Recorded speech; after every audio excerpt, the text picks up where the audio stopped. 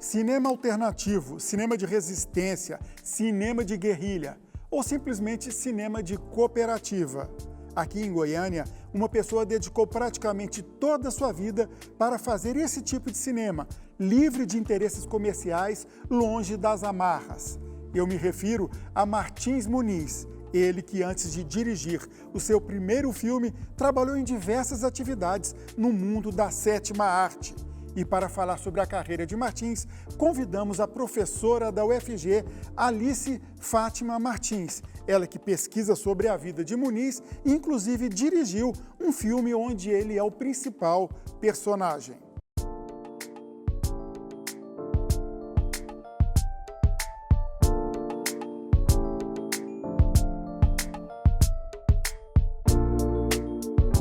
Olá, professora, é um prazer ter a senhora aqui com a gente.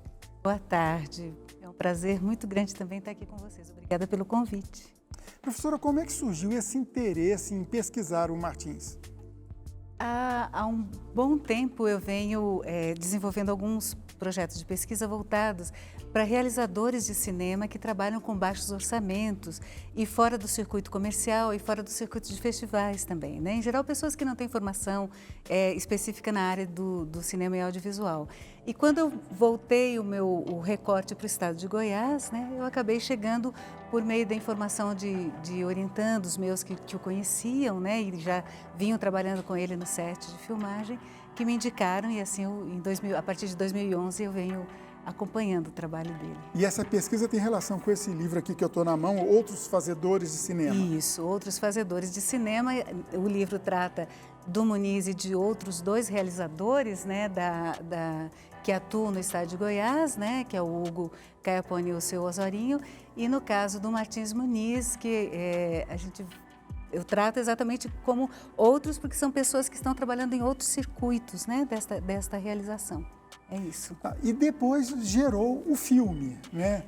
Sim. Em 2011, então, eu começo a acompanhar o trabalho dele e do Sistema Cooperação. Se eu ficar falando só do trabalho do Muniz, ele vai brigar comigo, né? Porque ele sempre fala assim, não sou eu, somos nós. Foge né? até do princípio. Isso, a ideia da colaboração, do coletivo, né? Então, eu comecei a acompanhar como pesquisadora, depois eu passei a dar suporte na produção, acabei atuando em vários filmes dele, né, como atriz, enfim, integrando o elenco. E a partir deste convívio, então, com ele, eu fui encontrando elementos do modo como ele opera, do modo como ele realiza os filmes e a partir de 2017 eu fiz o roteiro e a gente acabou realizando um filme sobre ele, tentando se inspirar no modo como ele trabalha o Sistema Cooperação. E esse filme ele até termina de uma forma bem diferente, bem sui generis, vocês dois conversando diante da câmera. Isso. A gente vai botar esta cena aqui bem no finalzinho, depois de todos os créditos. Então, assim, ninguém fica vendo os créditos quando termina o filme. Todo mundo vai embora. A essas alturas não tem mais ninguém vendo o filme. Então, fica tranquilo. E se ficou algum curioso aí? Será? Um curioso aí, o zoiudo.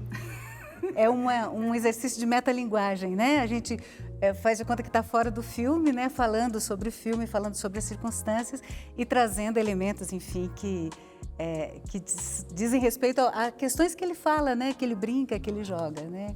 Com isso. Agora vamos falar da filmografia dele. Sim. Quantos filmes você tem de cabeça? Quantos ele produziu? Olha, eu não saberia lhe dizer no total quantos filmes ele produziu, porque o Sistema Cooperação foi criado em 1999 por ocasião da primeira edição do FICA, né? Ele, motivado por alguns amigos na ocasião, que sugeriram, né, motivaram que ele fizesse um filme para concorrer, o FICA, ele disse que faria se todo mundo embarcasse, né, naquela proposta com ele. Mas antes disso ele fez filmes, outros em película, né, e tal, e que são filmes que a gente não tem mais os arquivos não têm mais o material, né? Estão perdidos esses Estão filmes. perdidos, isso. E aí, a partir de 99, então, já nessa dinâmica do sistema cooperação, ele realizou muitos filmes. E o Muniz tem uma coisa que é muito engraçada, ele não data os filmes, né? Então a gente pergunta assim, de que data esse aqui? Ele já não lembra mais e não tem, nos filmes não tem essa referência, essa informação de ano. Eu imagino que para a senhora ter como pesquisadora, exatamente, isso é um sofrimento, né? Atrás, né? Mas isso aqui é quando? Vai buscando pista e tal, para saber mais ou menos. E aí são muitos, né? Tem mais de 20 filmes, porque alguns são bem curtinhos, né, de curta duração, a maior parte é de média-metragem, alguns de longa-metragem, mas são muitos, são mais de 2 dezenas de filmes que ele tem desde 99, né? Hoje é até muito fácil você disponibilizar para o público, você tem o YouTube e outras ferramentas. Sim. Mas durante muito tempo não. Como é que ele fazia, né? Porque aí ficava, vamos na origem da palavra mesmo, ficava marginalizado do circuito de exibição. Sim, exatamente. Então, o que acontecia normalmente é que os filmes realizados no início, estou pensando no sistema cooperação, né? Certo. Eles eram projetados, sobretudo, nas rodas de amigos, né? Em 2011, a gente fez uma mostra, por exemplo, no Cine Ouro, né? E aí as pessoas foram assistir, mas antes não tinha sido feita nenhuma mostra com um conjunto mais extenso, né, de filmes dele com o sistema cooperação. E os filmes de película anteriores, eles eram vistos ocasionalmente, eventualmente, em algum evento que pudesse acontecer, né? Basicamente isso. Mas ficavam em circuitos muito, muito pequenos. Qual que era o resultado prático, então, de fazer o filme ser pouco visto? Na verdade, é o exercício, né? E aí, por isso que no livro eu falo um pouquinho da questão da poética da solidariedade, em que a ênfase maior está no exercício do reunir-se entre pessoas, construir aprendizagens, pensar em como fazer um filme, buscar soluções para isso, e esse set se transformar também no espaço experimental e de escola, né? Que é uma escola, um espaço de aprendizagem, porque ele vai trabalhar com pessoas que não têm experiência também, e essas pessoas vão construindo uma experiência ali e, eventualmente, entram para a carreira de ator ou como realizadores, né? E produtores na área de propaganda, publicidade e tal, né? Tem também um destino, um objetivo de dar voz a minorias, a grupos, alguma coisa assim, emancipatório, vamos dizer assim? Eu acho que tem como um locus de resistência cultural, né? E aí, no cinema, a questão do relato é uma questão muito importante, né? Quem é que conta esta história, né? E essa história é contada de que ponto de vista?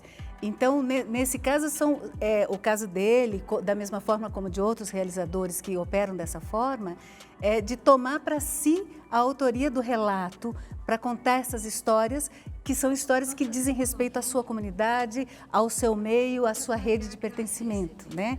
E essas histórias são contadas, então, a partir de um ponto de vista que não necessariamente seriam contadas a partir de uma produção fílmica que tivesse um objetivo mais comercial ou de entrada em outros circuitos, né? E a filmografia dele, aquela que foi recuperada, ela está disponível no YouTube? Pode-se assistir alguns filmes? Pode. Tem um dos canais no YouTube que tem o maior número de filmes disponíveis, é o do Renato Cirino, que tem trabalhado, que foi diretor no filme, né, que nós realizamos, e trabalhou na edição e montagem, e tem trabalhado também na edição de vários filmes do Muniz mais recentemente. Então, o canal do YouTube dele tem todos os filmes mais recentes que a gente conseguiu restaurar e recuperar, estão disponíveis lá. Então, as pessoas podem ver. E você acha que hoje o Muniz, ele é reconhecido por todo esse trabalho que ele fez, você citou agora, ou ele é um injustiçado? É uma coisa muito engraçada. Ele é muito respeitado, as pessoas conhecem o trabalho dele, ele já recebeu prêmios de reconhecimento, né, por esse trabalho, mas ao mesmo tempo tem uma coisa que ele brinca, né, falando que, por exemplo, na mostra de cinema da ABD, no FICA, tem uma categoria que tem o nome dele, né, que é Matias Muniz de Filme Experimental. Mas nunca nenhum filme dele foi sequer selecionado para as mostras, né?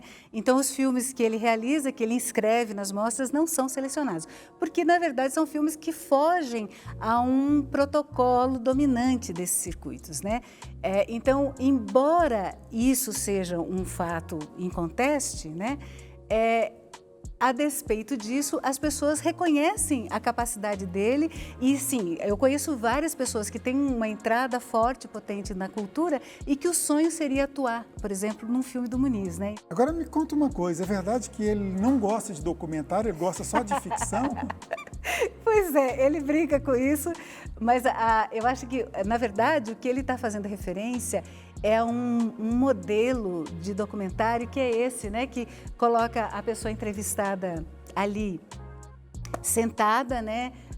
E vai fazendo perguntas e faz alguma coisa ilustrando e só, que é um modelo de documentário que ele faz essa crítica, né? Que ele vai dizer assim, não, que esse é um tipo de exercício de preguiçoso, né? No cinema. Então, fazer esse tipo de documentário é coisa de preguiçoso. Ele fala isso, né? Por isso que eu brinco com isso no cinema, né? No filme que a gente fez, né? Mas, de fato, assim, ele tem o maior respeito por isso. Mas, ao mesmo tempo, quando ele trabalha com ficção, ele está fazendo um registro documental de questões que são importantes, né? MST, ocupação política do Estado, os quilombos, né? A questão da escravização no Estado de Goiás, ou seja, ele traz várias questões que são super importantes e trata essas questões a partir de narrativas que ele constrói, que são ficcionais, mas que têm um fundo, né, de informação documental também, né, que são super importantes. Agora, o Muniz parece que ele tem um problema de saúde, hoje em dia não pode atuar no cinema como ele atuava antes. Sim, ele desenvolveu Parkinson, né, e atualmente está num quadro bem avançado, bem severo. Ele, inclusive, fez um filme há algum tempo sobre até como é que ele chegou ao diagnóstico do Parkinson, então ele produziu um documentário sobre isso, né? E é um documentário, mas é um documentário ficcionado, né? Inclusive. E foi um momento muito delicado, muito sensível da produção dele. E aí, atualmente, ele tem muita dificuldade de locomoção, mas mesmo assim ele fica inquieto em casa, querendo trazer a mente a mil, e ele trazendo as pessoas para casa e querendo filmar agora em plena pandemia, e ele querendo fazer filmes, né, inquieto, porque a mente está a mil, ele pensa filmes o tempo todo, escreve roteiros, faz storyboards, os storyboards dele são fantásticos, né? Tem a foto aí de uma das páginas, e querendo filmar, mas com essa dificuldade de locomoção forte, né, que está cada vez mais severa. Eu já citei, até para encerrar agora no começo da entrevista, o trecho do seu filme O Legado do Artífice, vocês dois conversando. Sim. Agora, um segundo trecho do filme que você acha interessante colocar para a gente subir ele e depois conversar um pouquinho sobre ele. Talvez, eu acho que tem uma parte quando ele fala, né, que dali da casa dele, ele pode viajar para qualquer lugar, porque o cinema leva ele para esses lugares, né? E aí a gente faz meio que uma mágica e ele é transportado, né, para os lugares onde ele já filmou, e ele vai relatando isso, né, que já filmou em Goiás, ele já filmou em Anápolis, enfim, em vários outros lugares, né? Então, eu acho que esse é um trecho que eu acho que a mim me toca.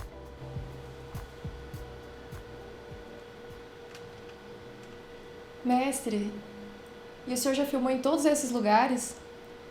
Em todos esses lugares e mais outros. Esse é um momento que também tem uma parte muito sensível, muito emocional, muito emotiva também, né?